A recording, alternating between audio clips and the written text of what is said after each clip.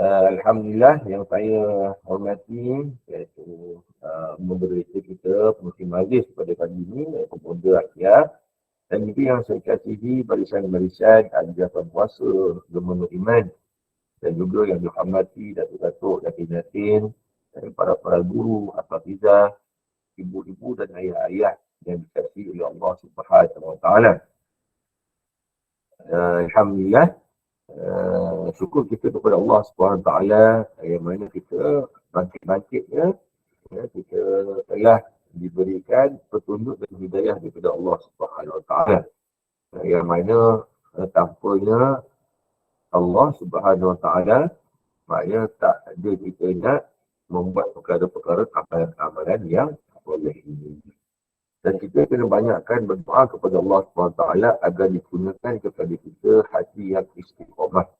Yang mengamalkan amalan-amalan yang soleh sehingga akhir hayat kita, sehingga akhir kehidupan kita. Digunakan kepada kita hati yang istiqamah. Banyak-banyakkan memohon doa kepada Allah SWT. Yang kedua, kita kena membanyakkan memohon kepada Allah SWT agar diterima segala amalan kebaikan, amalan soleh yang kita lakukan sepanjang hidup kita. Kita tak nak amalan-amalan kita disia-siakan. Disia-siakan dengan amalan-amalan kita yang tak diterima oleh Allah SWT. Jadi kita mohon kepada Allah SWT agar diterima segala amalan yang kita lakukan, amalan-amalan kebaikan. Jadi insyaAllah sebelum kita teruskan dengan kita punya kuliah kita pada pagi ini, atau kunci menjuai kata Tuhan, sama-sama kita mentadabur ayat Al-Quran daripada surah As-Sad ayat ke-29. A'udzubillahi minasyaitanirrajim. Kitabun anzalnahu ilaika mubarakun liyadabbaru ayati waliyatazakkaru ulul albab. Sadaqallahul azim.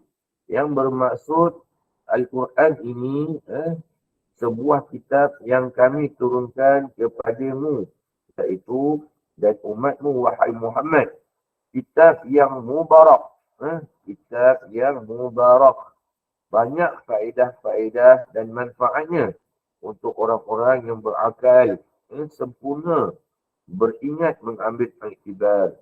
Ayat yang ke-29 dalam surah As-Sad. Maknanya di sini Syekh Syarawi rahimahullah ketika mentafsirkan ayat di atas menghuraikan makna kalimah mubarak. Iaitu mubarak ni benda yang sedikit tetapi manfaat dan kebaikannya jauh melebihi apa yang digambarkan. Seumpama orang yang bergaji sedikit tetapi kehidupan keluarganya mencukupi. Masya Allah. Segala pengajaannya dihalakan kepada perkara yang bermanfaat dan berfaedah. Seakan-akan hidup sebagai orang yang kaya. Masya Allah.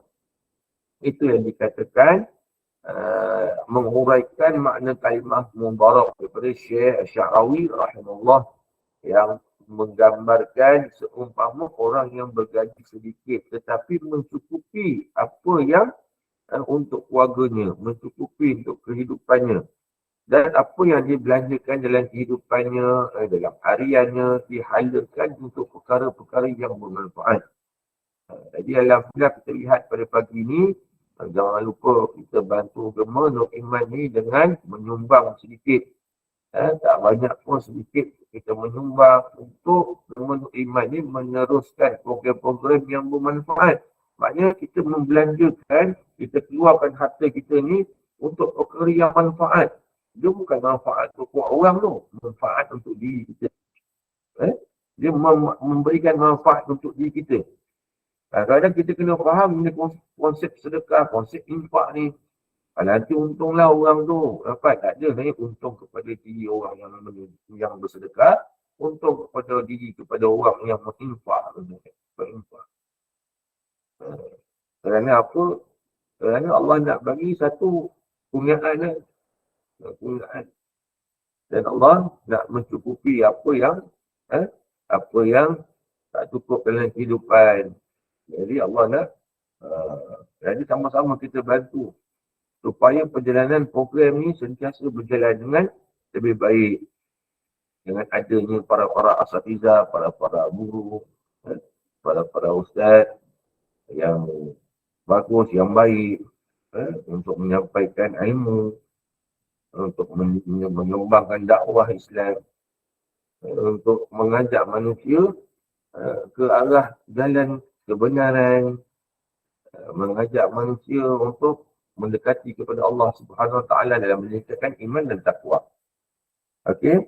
Jadi seterusnya tadi berkenaan dengan ayat surah As-Sad tadi, maksud Al-Quran Mubarak ialah ayat-ayatnya mempunyai keberkatan dari sudut hukum zahir, di mana ia mentarbiahkan jiwa kita untuk hidup dengan istiqamah. Untuk hidup dengan istiqamah. Hakikatnya istiqamah tidak memberikan beban kepada manusia, walaupun sedikit, dan yang membebankan manusia ialah penyelewengan. Penyelewengan ni banyak lah. Yang membebankan banyak yang kita, maknanya yang menghalang kita daripada untuk kita melakukan istiqamah. Sebenarnya nak lakukan istiqamah ni bukan satu beban. Tapi yang membebankan adalah yang ada dalam diri kita, yang banyaknya alasan yang tak nak buat, yang tidak mohon ada je halangan-halangan. Jadi kita kena ingat, kita dah sebelum ni kita dah menerangkan berkenaan dengan kenapa kita dihalang daripada melakukan amalan. Maksudnya dihijabkan Allah SWT adalah kerana dosa-dosa yang kita lakukan. Kadang-kadang kita tak perasan. Ada dosa yang kita perasan tu syukur Alhamdulillah. Tetapi kebanyakan dosa kita tak perasan kita lakukan dosa tersebut. Kenapa Ustaz? Sebab apa kita ni manusia hamba Allah yang tak terlepas daripada dosa. Kita kena ingat. Kita ni hamba Allah yang tidak terlepas, yang tidak dipelihara oleh Allah daripada dosa. Dan kita ni hamba Allah yang sentiasa melakukan dosa ni. Sebab kalau kita anggap kita ni orang yang tak berdosa, itu yang dikatakan sombong. Tak nak minta ampun kepada Allah, tak nak bertaubat walaupun satu hari pun tak nak. Mengangkat tangan beristighfar kepada Allah SWT, memohon taubat, memohon keampunan daripada Allah SWT. Jadi itu yang kita kena sentiasa kita ingat kepada diri kita. Yang mana aku ni banyak dosa dan aku ni selalu melakukan dosa kepada Allah SWT. Sebab ia akan membersihkan diri kita. Membersihkan diri kita daripada perkara-perkara sifat-sifat mazmumah, sifat-sifat yang terjadi yang Allah tak suka. Kemudian berkata Imam Syafi'i rahimahullah, sesiapa yang bercakap berdasarkan kitab Al-Quran dan Sunnah, maka itulah sebenarnya.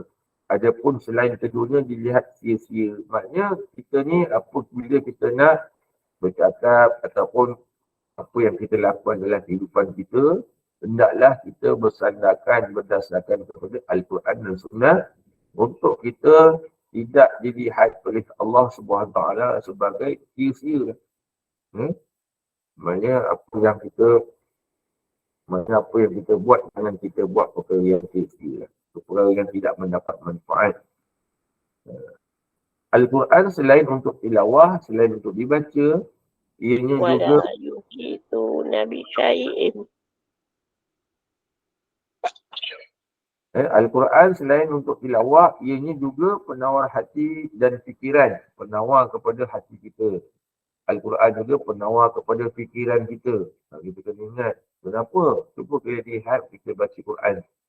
Baca Quran, apa yang kita dapat menyenangkan jiwa kita, menyenangkan hati kita di saat kita gundah gulana, resah. Kadang kita tak ada tempat. Saya pernah bawa pelajar ke program Tahfiz Muda untuk selection Tahfiz Muda di TV3 tu. Saya ingat tahun 2000 apa. Alhamdulillah lah, saya tengok ada seorang yang dia nak hantar anak tu. Dia kata, Ustaz, dulu saya selalu serabut. Saya kerja siang malam. Memang duit banyak, gaji besar. Saya punya rumah saya tak ada kerja. Tapi balik mesti saya tak ada ketenangan. Balik saya tak ada ketenangan. Saya selalu marah-marah. Saya punya isteri saya selalu marah. Anak-anak saya selalu marah. Kemudian satu hari tu, isteri saya minta kebenaran untuk dia belajar Al-Quran. Jadi saya benarkan. Bila dalam masa belajar Quran tu, bila saya selalu balik rumah nak marah, saya tak ingat marah. Sebab apa saya dengar dia baca Quran. Dengan berkat dia belajar Quran tu, dia ajarkan anak-anak saya belajar Quran. Daripada Iqra' hinggalah khatam Quran. Hinggalah baca Quran dengan baik. Kemudian, hinggalah isteri saya ni dapat mengajar pada jiran-jiran pula. Anak-anak jiran, dia belajar. Saya rasa tak, bila saya balik sekarang, saya rasa seronok nak balik. Bila saya balik sekarang Ustaz, saya rasa tak sabar nak balik. Jadi kemudian tu yang saya jumpa, dia hantarkan anak dia untuk program tampil muda. Kemudian saya tanya kepada anak dia umur 11 tahun tu, kenapa nak masuk program ni? Dia kata, saya nak Allah Subhanahu Wa Taala menyebut nama saya Ustaz di depan para malaikat. Saya terkejut bila dia tak boleh jawab soalan macam tu. Sebab apa? Bila kanak-kanak umur 11 tahun. Macam mana dia boleh meyakini dengan keyakinan di dalam hati ni, mana beriman kepada Allah SWT dengan keimanan yang tinggi. Jawapannya jarang sangat kita dapat. Jawapannya, hingga dia kata, saya nak Allah menyebut nama saya Ustaz di depan para malaikat. Supaya bukan setakat disebut nama saya, disebut nama mak saya, sebut nama ayah saya. Masya Allah. Jadi, itu kita boleh lihatlah mana yang Al-Quran dia dapat membersihkan hati kita. Dapat maknanya membuang hati-hati kita yang menjadi penawarlah kepada hati kita, kepada fikiran kita. Kemudian Al-Quran selain tilawah, ianya mampu merubah dan merutum perjalanan hidup sebagaimana yang dikehendaki oleh Allah dan Rasulnya. Sabda Nabi SAW dalam pada riwayat Al-Bahaki, sesungguhnya hati-hati yang berkarat seperti berkaratnya besi. Sahabat-sahabat pun bertanya kepada Rasulullah, ya Rasulullah, bagaimana nak menyucikannya? Kerana apa? Ialah hati-hati berkarat seperti berkaratnya besi. Kita lihat karatnya besi kan teruk. Tebalnya nak cuci pun besi itu susah. Kemudian Rasulullah kata, bagaimana nak mencucinya? Baginda SAW menjawab dengan membaca Al-Quran dan mengingati mati.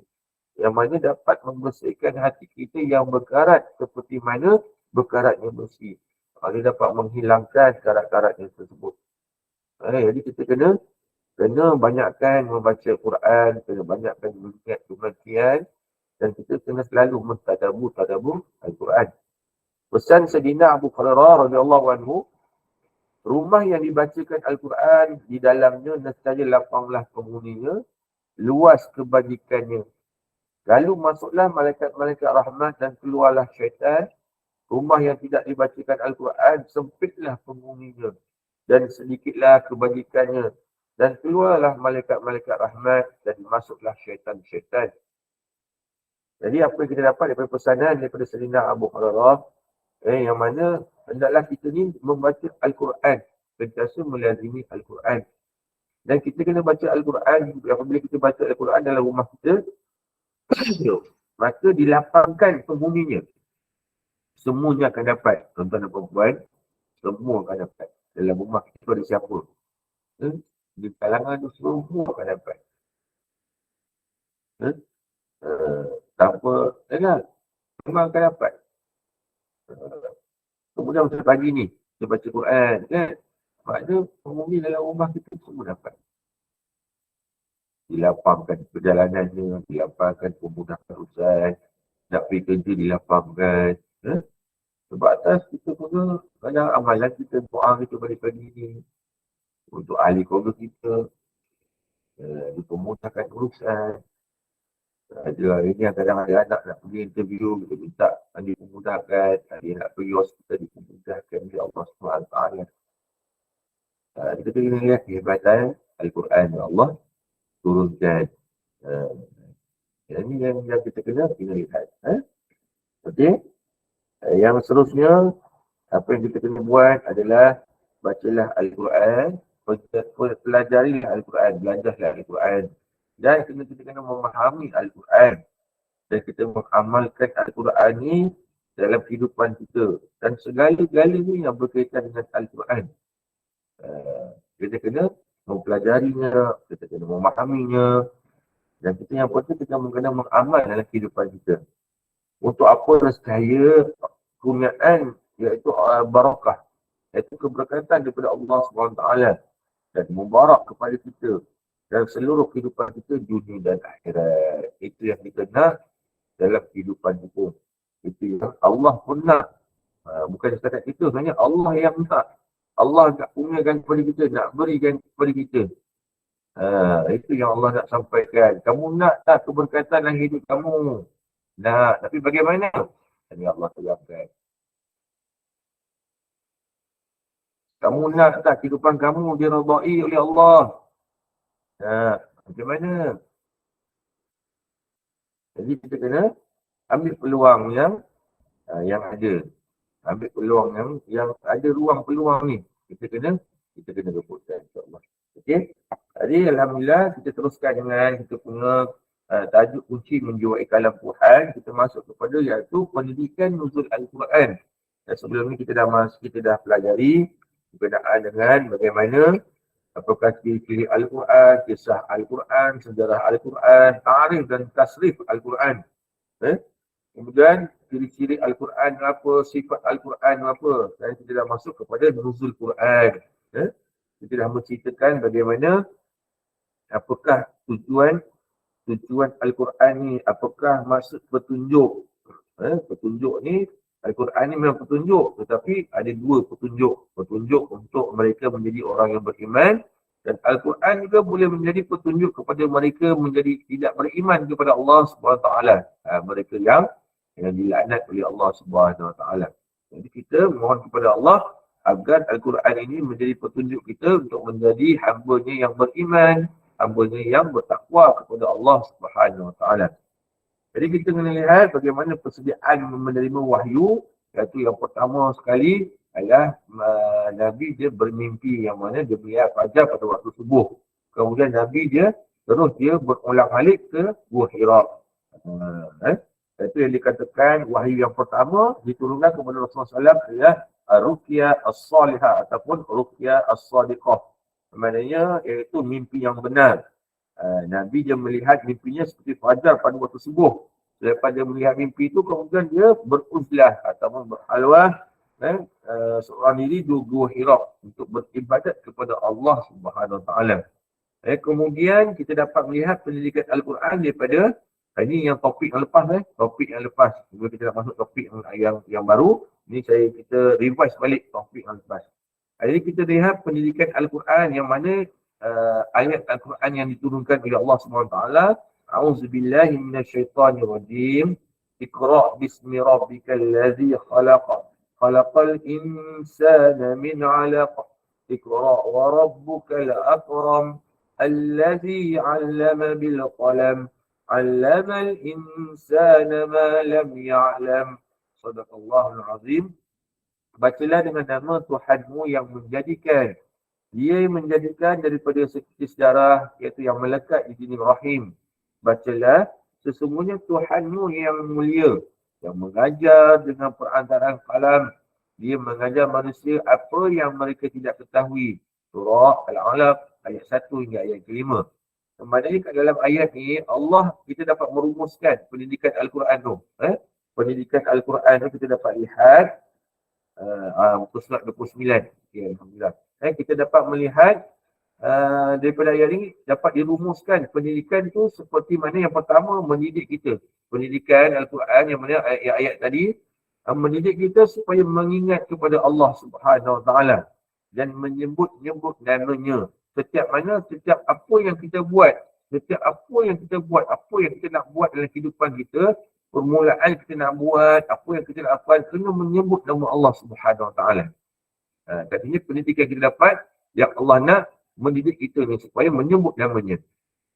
Yang kedua, memberi ilmu kepada kita berkenaan dengan hakikat kejadian manusia, yang mana manusia ni berasal daripada segumpal darah, secara tidak langsung mendidik kita supaya kita ni tak sombong. Maksudnya daripada ayat tadi kita dapat melihat Maknanya Allah nak kita ni belajar supaya membuang sifat-sifat yang tak baik pada diri kita. Memang sifat sombong ni semua orang ada, tak terlepas. Jangan cakap kita ni, tak adalah membohong semua tu. Ada, termasuk diri saya sekali. Tak terlepas. Tak terlepas walaupun sedikit. Kena ingat. Tetapi kat sini Allah nak mengajar kepada kita supaya kita membuang sifat sombong kita tu. Kita kena ingat daripada mana asalnya kita. Daripada mana asalnya kita sehingga kita nak mendapat sombong kepada manusia. Daripada mana asalnya kita sehingga kita nak sombong sangat ni kenapa? Jadi Allah nak melatih kita, nak mendidik kita.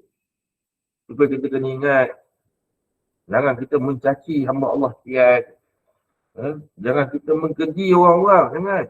Jangan kita merendahkan orang.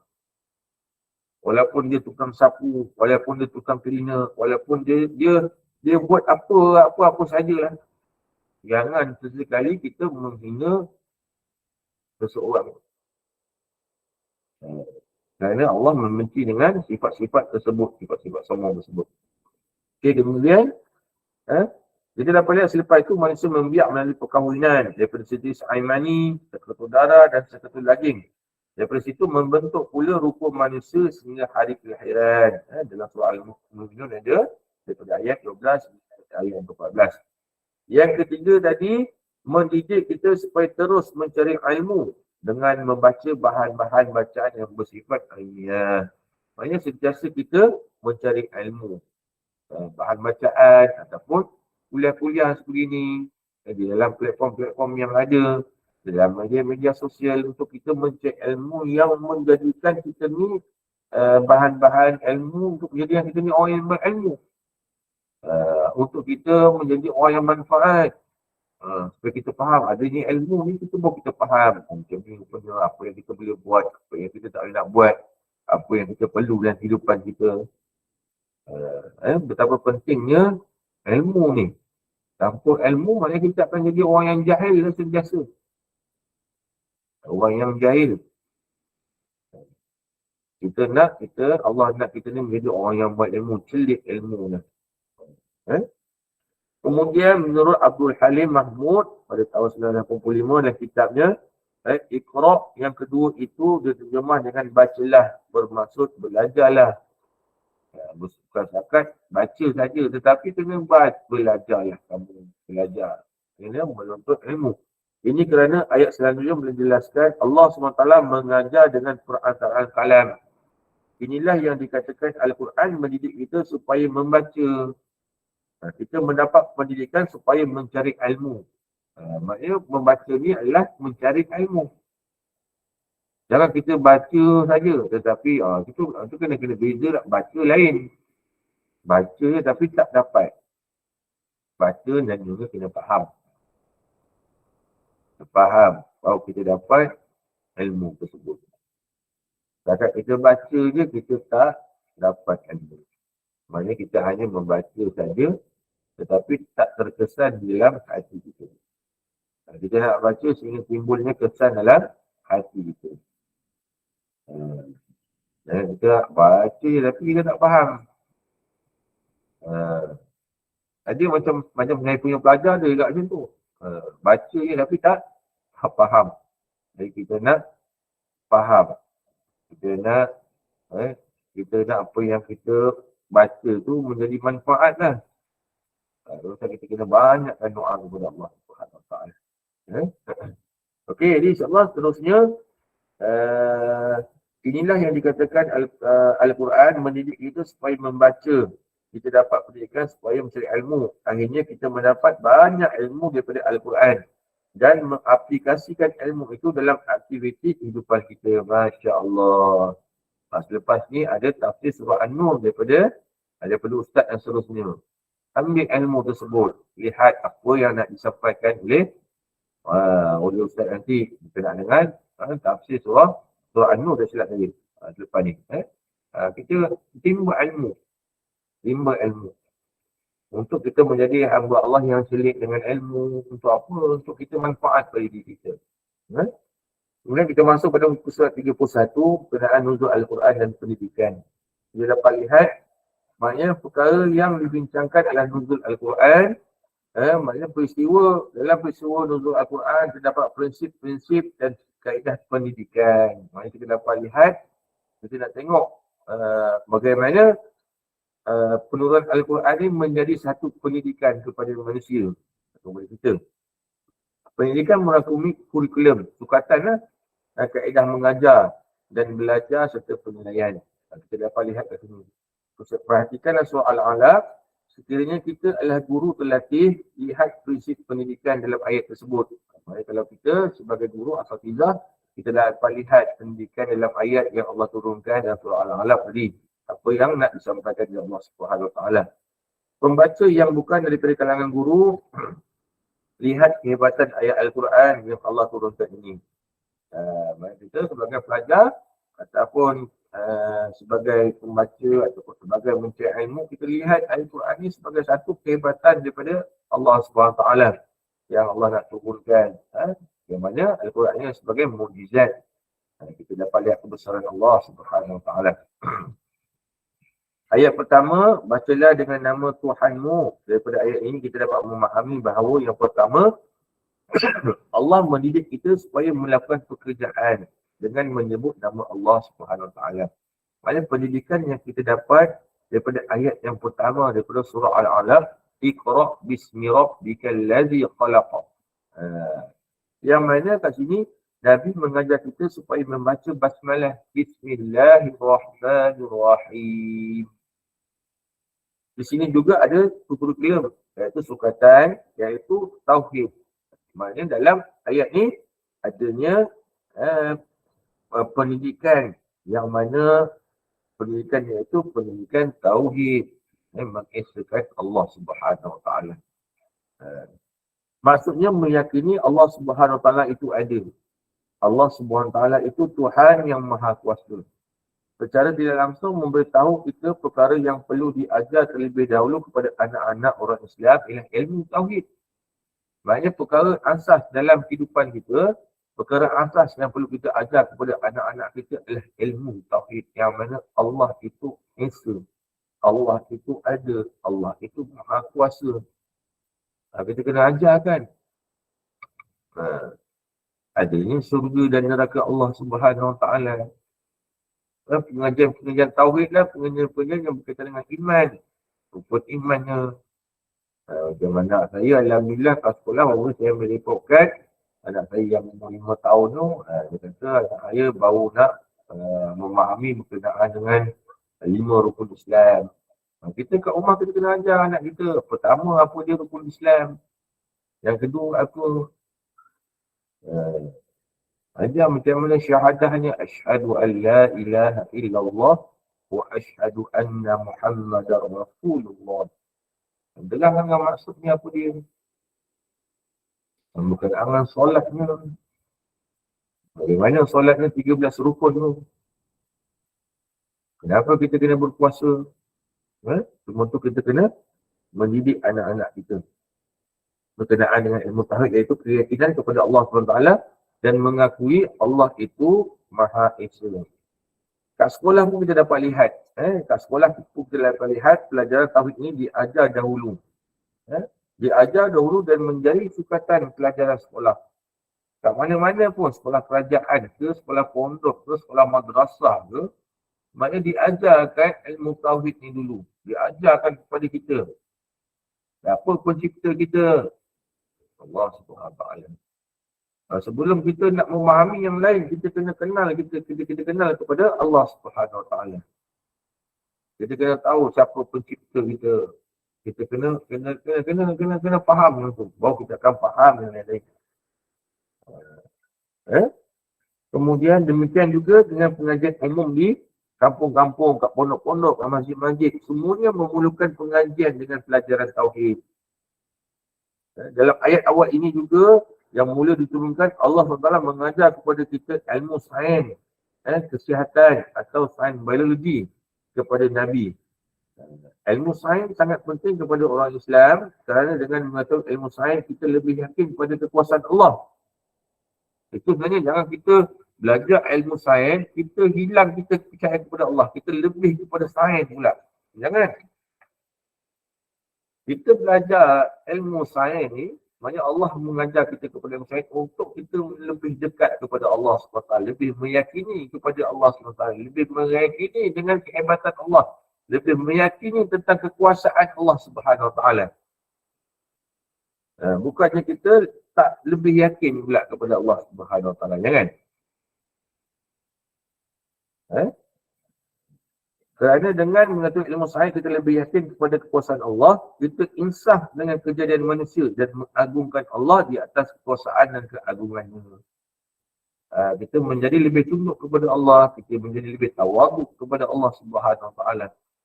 Bukannya kita menjadi hamba Allah yang sombong kepada Allah Subhanahu Wa Taala. Ya?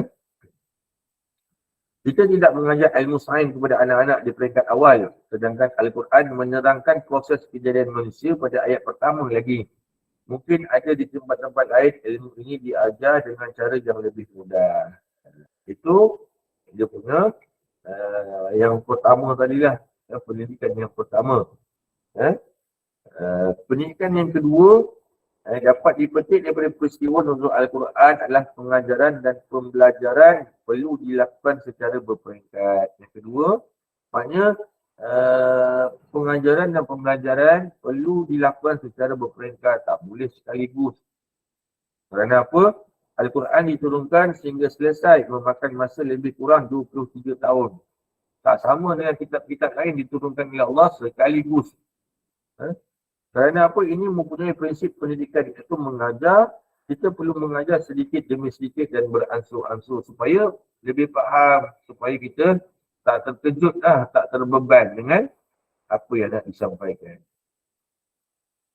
Sama juga yang kita hadapi. Sama juga sekarang pendidikan kat sekolah, sepatutnya kat sekolah, semuanya berdasarkan berpandukan kepada Al-Quran. Mana-mana sekolah dalam dunia yang kita lihat. Diturunkan, Al-Quran diturunkan secara berperingkat-peringkat. Sebab manusia ni tak boleh, kita ni tak boleh secara terus. Sekali banyak, sekali gedebuk turun. Mau pengsan dia buatnya. Itu terbeban. Jadi turunkan secara berperingkat selama mana? Selama 23 tahun Al-Quran diturunkan secara berperingkat. Nampak tu? Allah nak bagi kita ni faham. Allah tak nak bagi kita ni susah. Diberikan peringkat ikut peringkat. Guru tidak dibenarkan menghabis buku teks dalam masa sehari. Nampak? Tak boleh. Nak habiskan silibus dalam satu hari. Mana boleh? Ikut masa kan ada rancangan RPH, rancangan pengajaran harian. Ikut hari nak ajar apa. Esok nak ajar apa. Dia tak boleh, hari itu juga nak ajar, tu. Macam hari ni kita nak habiskan satu kitab ni. Tak boleh, pelan-pelan. Dan kita kena revise balik. Tu sebab saya, kalau mengajar, saya suka revise balik. Revise daripada awal. Apa yang kita belajar. Lepas tu kita nak kena revise sebelum kita nak mulakan topik yang baru. Sebab apa pendidikan ni kita belajar daripada mana? Daripada Allah dan Rasulullah SAW. Pembelajaran yang kita ada sekarang sebenarnya. Jangan kita cakap pembelajarannya daripada barat, daripada kita. Pembelajaran yang ada ni adalah bersandarkan kepada apa yang disampaikan oleh Allah SWT dan apa yang disampaikan oleh Nabi sallallahu alaihi wasallam.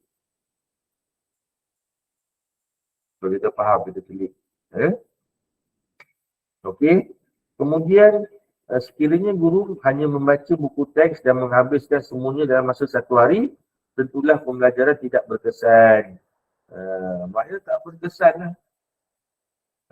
Ayat turun dalam Quran sebelum baginda wafat, surah apa ya Ustaz? Ayat yang terakhir. Ada dekat sini, dia ada yang terakhir. Ayat yang terakhir diturunkan. Nanti kita akan masuk kat sini. Ada pendapat pertama, pendapat kedua, pendapat ketiga, pendapat yang keempat, pendapat kelima, pendapat keenam dan pendapat ketujuh. Tetapi ulama ulum Al-Quran dia merumuskan ada 3 surah Al-Ma'idah ayat terakhir, surah An-Nas, kemudian surah terakhir yang turunkan. Nanti kita akan masuk. Kita pelan-pelan. Itu saya suka kepada kitab ni lah, kunci menuju kalam Tuhan. Sebab dia mudah dan dia ringkas dan dia senang untuk faham. Jadi insyaAllah nanti boleh dapatkan. Kalau nanti ada kuliah dengan saya, dapatkan kitab ni. Kunci menuju kalam Tuhan. Katanya kita belajar, kita akan mempelajari ini. Okey. Jadi insyaAllah nanti kita akan masuk tajuk tu. Tak seronok nanti kita nak masuk.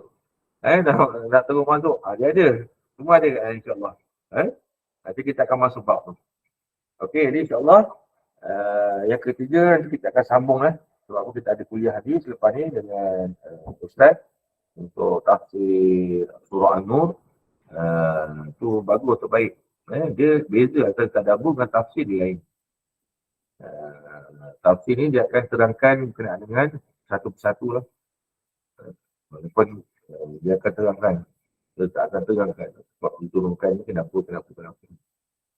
InsyaAllah. Jadi insyaAllah ada apa-apa pertanyaan sebelum kita nak tangguhkan kuliah kita pada pagi ni. Ada apa-apa pertanyaan, insyaAllah kita buka sekejap. Assalamualaikum Ustaz. Assalamualaikum. Saya Makcik Asnah ni bukan nak terbang tanya Ustaz, nak apa pendapat Ustaz ya, macam kalau kita macam kuliah subuh, lepas tu macam kuliah-kuliah ni lah, bukannya ceramah Ustaz, macam kuliah ni kita ajak live ke kawan-kawan kan Ustaz kan. Tapi kadang-kadang kita rasa macam nak share ke tak nak share, sebab kadang-kadang takut orang kata kita ni alim sangat ke. Serba salah lah Ustaz. Macam apa pendapat Ustaz? Terima kasih Ustaz. Okey, bismillahirrahmanirrahim. Dia macam ni, dia bukannya ajar pun macam tu. Saya sendiri pun macam tu. Jadi kita ni tak nak kita sampaikan. Kita ni kerana Allah SWT, ikhlas kerana Allah Ta'ala, hantar je tak apa. Share kan. Kadang saya share kepada guru-guru lain, kepada ahli keluarga sekalipun. Mengajak guru keluarga saya hantar. Bila AJK JNI hantar kat saya, Ustaz, ni poster dah siap. Saya akan hantar. Saya post kat Facebook saya, dekat Instagram, dekat dalam grup-grup yang lain. Tak apalah. Dia nak cakap apa, tapi kita nak sampaikan satu ilmu kerana Allah SWT. Itu satu, semua akan ada ujian dan dugaan dalam jalan dakwah ni. Jadi dia tak terlepas. Yang penting kita buat kerana Allah SWT. Kita nak menyebarkan dakwah Islam. Kita nak menyambung risalah perjuangan Nabi SAW. Itu akan menjadi kekuatan kepada diri kita, kepada hati kita insya-Allah. Jadi jangan risau, teruskan. Kita nak sebarkan ilmu yang bermanfaat bagi kita. Dan manfaatkan orang yang menerima. Jangan risau. Macam arwah ayah saya kata, ingat loh, bukan semua orang suka kat kita. Dan kita kena terima orang yang tak suka kita. Dan orang yang suka kita tak pula, dan kita kena terima, bukan kita kena terima orang yang suka kita kena terima orang yang tak suka. Kita kena belajar kat situ. Itu yang arwah yang saya pesan. Tak semua orang suka kepada kita. Dan kita kena terima berlapang dada orang yang tak suka kepada kita. Jadi insyaAllah boleh teruskan yang lain. Dato' Asnul, ada soalan ku angkat tangan tu. Boleh. Assalamualaikum Ustaz. Terima kasih saja. Saya bukan ada pertanyaan lah. Ada satu isu lah di mana bagi orang yang solat di atas kursi je, Ustaz atas kursi. Jadi dari pandangan saya lah, walaupun jemaah kita lah, walaupun di Mekah ke Madinah ke di sini ke, dia menganggap bahawa orang yang solat di kursi ni adalah mengganggu jemaah yang lain. Saya ada nasihat Nabi jemaah yang tanya saya semalam. Sebenarnya orang yang kata mengganggu ni orang yang tak faham susunan barisan satu, di mana saya menyatakan bahawa walaupun kita solat di tengah ke di tepi, asalkan kursi dua yang belakang tu terbaris dengan bumi jemaah kiri kanan, tak ini isu, tak mengganggu orang belakang. Tetapi pada pandangan saya memberi pandangan semalam bahawa orang yang menegur sini kan orang yang kurang ilmu, di mana dia tak tahu, di mana saya tengok di majlis saya juga ada orang yang solat berkursi di mana kaki dua di belakang tu dia tahu di belakang, kaki dua di depan kursi tu terbaring, di mana akan mengganggu jemaah belakang. Jadi Ustaz, adakah teguran saya, pandangan saya ni betul kepada jemaah yang tanya saya, dan saya menasihatkan beberapa jemaah di masjid saya di mana kedudukan kursi dia tak betul. Jadi saya berpandangan bahawa di mana isteri saya pernah solat di Madinah, di mana dia ditegur, dia suruh dia duduk tempat lain kerana mengganggu. Bagi saya di Mekah ke mana tak sepatutnya mengganggu, asalkan kita faham di mana barisan kaki kursi baris dengan tumit, Ustaz. Itu pandangan saya. Minta penjelasan dan penjara Ustaz. Terima kasih. Ya, sama-sama. Terima kasih kepada Tuan Asnul. Jadi, Bismillahirrahmanirrahim. Berkenaan dengan situasi ini, saya pun pernah alami juga. Saya pernah alami juga di tempat saya bertugas lah. Jadi, bila kita nasihatkan kepada hamba Allah ni berkenaan dengan kedudukan saf tu, jadi dia tak boleh terima. Dia tak boleh terima. Dia kata, tak apa dia tak ganggu orang lain. Dia kata bukan masalah tak ganggu orang lain, tapi kedudukan saf yang sebenar tu. Kedudukan saf yang sebenar tu kat mana kita kena duduk lah. Jadi berkenaan dengan cara kita tegur tu memang kita kena tegur atas apa yang kita dah ada ilmu. Maknanya kita dah faham. Kita menyampaikan satu ilmu kepada hamba Allah tersebut. Jadi maknanya cara kita nak menyampaikan tu sama ada kita kena satu cara yang berhemah lah. Berhemah dan berhemah. Jadi bagi saya apa yang Tuan Asnul sampaikan tadi tak ada masalah. Memang dia ada satu ilmu. Kalau dia tak terima tak apa. Tapi kita dah sampaikan lah. Tapi sebenarnya dia tak mengganggu. Dia tak mengganggu pun ikut kedudukan saf pun. Tapi kalau kita rasa macam kita tak nak mengganggu, macam kita tak nak rasa mengganggu, kita ambil sudut yang tepi lah. Ambil sudut yang tepi ataupun sudut yang mana yang tak mengganggu yang lain. Sebenarnya lakukan sama-sama kena memahami. Itu yang kita nak lah. Yang kita nak sama-sama kena memahami. Maknanya itu ilmu ni adalah satu ilmu ni penting. Ilmu penting supaya kita faham. Supaya kita faham dan kita dapat maknanya ada apa-apa situasi pun kita tahu bagaimana kita nak selesaikan. Bagaimana kita nak uruskan. Tapi berkenaan dengan kalau macam kita di Madinah, di Mekah tu memang keadaannya suasana yang ramai orang kan. Tapi ada yang faham, ada yang tak faham. Tu ramainya ragam manusia. Kita dapat lihat keragaman manusia lah tu. Jadi kita tak pula tu. Dia nak terima, kita nak terima. Jadi kita dah sampaikan. Kita dah perbetulkan. Sebab saya masa yang tempat saya tu, saya dah betulkan lah. Saya kata, kedudukan dia macam ni. Pun dia tak terima. Dia kata tak apa. Dia duduk belakang, sang belakang.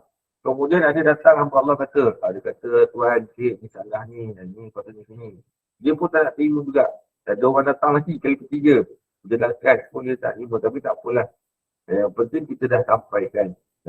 Sampaikan apa yang betul. Jadi insyaAllah. Ni mungkin dua soalan dah Ustaz. Ya. Satu soalan di chat. Daripada Puan Nurini. Salam Ustaz. Ayat terakhir yang turun dalam Al-Quran sebelum baginda wafat, surah apa Ustaz? Dan soalan yang kedua dari Anis, tiupan sangkakala dalam Quran tu 2 kali ke 3 kali? Itu je. Okey, bismillahirrahmanirrahim. Berkenaan 3 ayat yang terakhir. 3 yang terakhir, ulama ulum Quran dia buat rumusan. Jadi kan ada beberapa pendapat ayat yang terakhir yang Allah turunkan. Ada pendapat pertama, kedua, ketiga, keempat, kelima, 6 dan 7. Ada 7 pendapat. Yang pendapat pertama mengatakan bahawa ayat terakhir yang diturunkan oleh Allah SWT adalah surah An-Nas, ayat 1 hingga ayat yang ketiga. A'udzubillahi minasyaitanirrajim. Idza jaa'a nasrullahi wal fath wa ra'aitan nasa yadkhuluna fi dinillahi afwaja. Fasabbih bihamdi rabbika wastaghfir innahu kana tawwaba. Itu pendapat yang pertama. Pendapat yang kedua yang direkodkan oleh Aisyah yang mengatakan ayat yang terakhir adalah ayat yang ke-281 suratul Baqarah. Tapi yang di kitab ni boleh lihat pada muka surat yang ke-65. Sebab yang ni nanti saya akan sampaikan berkenaan ni. Ayat yang kedua iaitu suratul Baqarah ayat yang ke-281 pendapat yang kedua. Pendapat yang ketiga pendapat As-Sudi, pendapat ini mengatakan ayat yang terakhir diturunkan adalah ayat yang ke-129 surah Taubah. Ayat pendapat yang keempat iaitu Al-Bukhari mengatakan ayat yang terakhir diturunkan ialah ayat yang ke-278 surah Al-Baqarah. Pendapat yang kelima daripada Sa'id Al-Musyarraf iaitu ayat terakhir diturunkan ialah ayat berkenaan hutang iaitu ayat 282 surah Al-Baqarah. Yang keenam direkodkan oleh Al-Bara mengatakan ayat terakhir diturunkan ialah ayat pusaka iaitu ayat 176 surah An-Nisa. Pendapat ketujuh adalah ayat 3 surah Al-Ma'idah. Ini adalah satu lagi pendapat Aisyah yang direkodkan oleh Al-Bukhari, Imam Bukhari. Jadi kat sini maknanya berdasarkan tiga ayat yang terakhir ni, tiga yang terakhir ni, ulama ulum Quran dia buat rumusan. Yang pertama, ayat 3 surah Al-Ma'idah ialah ayat terakhir yang diturunkan berkenaan hukum hakam dan haram dalam Islam. Maksudnya 3 surah Al-Ma'idah. Maksudnya ayat yang terakhir sekali. Surah yang terakhir. Ini beza dia. Ayat yang terakhir, surah yang terakhir. Surah yang terakhir adalah surah An-Nasr. Iza ja'a nasrullahi wal fath. Itu surah yang terakhir. Yang Allah turunkan secara sempurna. Yang Allah turunkan secara sempurna. Satu ayat Allah turunkan. Kemudian ayat yang ke-281 surah Al-Baqarah ialah ayat Al-Quran yang paling akhir diturunkan. Kerana tidak ada ayat yang diturunkan selepas tu. Maknanya jarak antara ni sebelum Nabi wafat, jaraknya hanya 7 ataupun 9 malam saja dengan kewafatan Nabi. Ini yang bonda KN yang dimaklumkan. Ayat yang terakhir tu ayat yang ke-281. Catat tu. Sebelum antara 7 ataupun 9 malam sebelum kewafatan Nabi. Nanti kita akan masuk penyusunan Quran. Ustaz, macam mana pula Ustaz? Jadi ayat yang terakhir tadi suratul Baqarah. Kenapa dalam Quran surah An-Nas surah yang terakhir? Yang ni kita akan masuk. Itu pasal kita kali dalam pendidikan Al-Quran. Alhamdulillah. Kita dalam pendidikan yang akhir tadi tu Ustaz, yang apa tu jadi maknanya kita nanti lanjutan kita akan sambung di kuliah akan datang. Tapi yang sangkakala tadi, tiupan tadi 2 ke 3 kali? Sangkakala, sangkakala dia ikut pendapat 2 ataupun 3, tapi saya cenderung kepada 2 kali. Kita Ahlussunnah wal Jamaah kepada 2 kali tiupan sangkakala. Yang satu lagi katakan dia ada tanda. Yang pertama tu tanda. Tanda tu maknanya satu bunyi. Yang bunyi tu dia menggemparkan dunia, menggemparkan alam cakrawala ni. Bunyi tu. Bunyi itu pun dah boleh mematikan manusia. Bunyi tu. Baru dia akan ditiupkan sangkakala. Itu dia katakan 3 kali tu. Yang pertama tu bunyi tu. Itu kita akan masuk bab hari kiamat lah. Bab tanda-tanda kiamat, insyaAllah. Yalah, insyaAllah Ustaz. Sebab kita kuliah kita, Ustaz seterusnya sedang menunggu ni sebab Ustaz yang kedua pun dia ada kuliah lain. Jadi kepada para jemaah yang ada soalan-soalan tu kita ingat tangguh dululah. Sebab kalau kata ada soalan-soalan nanti kita dah ambil masa untuk kuliah kita seterusnya. Keluar kita yang sedang akan berlaku sejak ini tu pukul 8. Jadi Ustaz pukul 9 tu Ustaz tu pun ada kuliah lain pula. Jadi insyaAllah ada isu-isu, ada masalah, ada benda yang nak diajukan. InsyaAllah kita akan bersama lagi dengan Al-Fadhil Ustaz. Jadi Alhamdulillah, amin, Allahumma ya amin. Jazakallah khairan kasiran kepada yang berbahagia Ustaz Ahmad Syafi'i Johan. Dan juga kepada anak murid, tadi saya tak pernah dengar nama anak murid Ustaz yang baca Yasin tadi. Jadi terima kasih, syukran jazilan juga daripada pihak Gemener Iman yang telah sudi membaca Yasin dan doa tadi. Jadi mudah-mudahan sebab kita berada di halaqah ilmu, pada yang diuji dengan pelbagai penyakit, yang ada masalah, mudah-mudahan Allah permudahkan. Jadi terima kasih juga atas perkongsian ilmu, iaitu yang bertajuk kunci menjauhi kalam Tuhan. Jadi kita hiduplah terus beristiqamah, jadikan Al-Quran, hadis sebagai panduan hidup kita dengan membaca, menjiwai dan mentadabbur ayat-ayat Al-Quran. Mudah-mudahan Allah lapangkan, mudahkan segala urusan kita, kehidupan kita, insya-Allah akan diredai dan dirahmati Allah, insya-Allah. Mudah-mudahan apa disampaikan bermanfaat untuk kita semua. Jadi terima kasih kepada semua, dan sebentar lagi kita Ustaz Fazlur Rahmi pun telah menunggu untuk kuliah duha, iaitu bersama Ustaz Fazlur Rahimi Ma'ruf Tafsir An-Nur. Jadi kita mohon Ustaz tutup kuliah dengan tasbih kafarah dan bacaan surah Al-As. Jadi saya sudahi dulu dengan wabillahi taufiq. Wassalamualaikum warahmatullahi wabarakatuh. سبحانك اللهم وبحمدك أشهد أن لا إله إلا أنت أستغفرك وأتوب إليك. أعوذ بالله من الشيطان الرجيم. بسم الله الرحمن الرحيم.